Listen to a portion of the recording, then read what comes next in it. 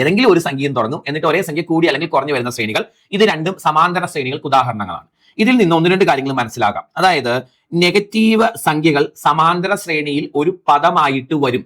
Zero സമാന്തര ശ്രേണിയുടെ ഒരു പദമായിട്ട് വരുന്നതിന് കുഴപ്പമില്ല. അപ്പൊ നെഗറ്റീവ് സംഖ്യകൾ വരാം, സീറോ വരാം, പോസിറ്റീവ് സംഖ്യകൾ വരാം, ഇതെല്ലാം ഉൾപ്പെടും ഒരു സമാന്തര ശ്രേണിയിൽ. അപ്പൊ സമാന്തര ശ്രേണിയുടെ ഒരു പദമായിട്ട് നെഗറ്റീവ് സംഖ്യകൾ വരും, സമാന്തര ശ്രേണിയുടെ ഒരു പദമായിട്ട് സീറോ വരും, സമാന്തര ശ്രേണിയുടെ ഒരു പദമായിട്ട് പോസിറ്റീവ് സംഖ്യകൾ വരും എന്നൊക്കെ മനസ്സിലാക്കണം. ഓക്കെ, അതൊക്കെ നിങ്ങൾക്ക് മനസ്സിലായി. ഇനി ഒരു സമാന്തര ശ്രേണിയുടെ, ശ്രദ്ധിച്ച് കേട്ടെ മക്കളെ, ആദ്യ പദത്തെ നമ്മൾ എ കൊണ്ടാണ് റെപ്രസെന്റ് ചെയ്യുന്നത്.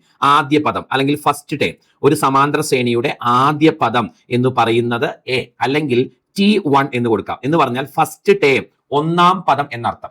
അപ്പൊ ഒരു സമാന്തര ശ്രേണിയുടെ ആദ്യ പദത്തെ നമ്മൾ എ കൊണ്ടാണ് റെപ്രസെന്റ് ചെയ്യുന്നത്. എ എന്ന് പറഞ്ഞാൽ ഒന്നാം പദം, ഫസ്റ്റ് ടേം, ആദ്യ പദം എന്നൊക്കെ അർത്ഥം. ചില സ്ഥലങ്ങളിൽ എഫ് എന്ന് കാണാറുണ്ട് ഫസ്റ്റ് ടൈം എന്നുള്ള അർത്ഥത്തിൽ.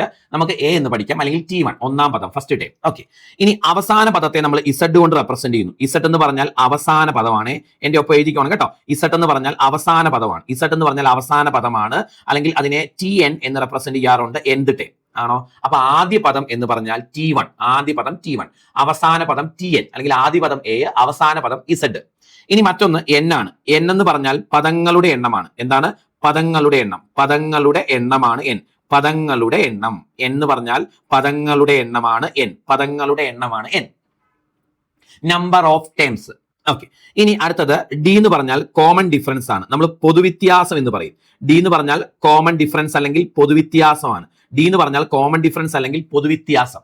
ഓക്കെ, എങ്ങനെയാ പൊതുവ്യത്യാസം കാണുന്നത്? രണ്ടാം പദത്തിൽ നിന്ന് ഒന്നാം പദം കുറച്ചാൽ പൊതുവ്യത്യാസം കിട്ടും, അല്ലെങ്കിൽ മൂന്നാം പദത്തിൽ നിന്ന് രണ്ടാം പദം കുറച്ചാൽ പൊതുവ്യത്യാസം കിട്ടും, അല്ലെങ്കിൽ നാലാം പദത്തിൽ നിന്ന് മൂന്നാം പദം കുറച്ചാൽ പൊതുവ്യത്യാസം കിട്ടും, ആണോ? അപ്പൊ പൊതുവ്യത്യാസം എന്ന് പറഞ്ഞാൽ കോമൺ ഡിഫറൻസ് എന്ന് ഇംഗ്ലീഷിൽ പറയും.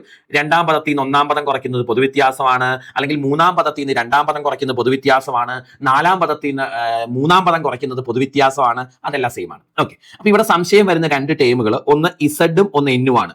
ഇസഡ് എന്ന് പറഞ്ഞാൽ അവസാന പദം, എന്ന് പറഞ്ഞാൽ പദങ്ങളുടെ എണ്ണം. മാറിപ്പോവരുത്. അതായത് ഈ സമാന്തര ശ്രേണിയുടെ ഇസഡിന്റെ വില 23, അവസാന പദം 23.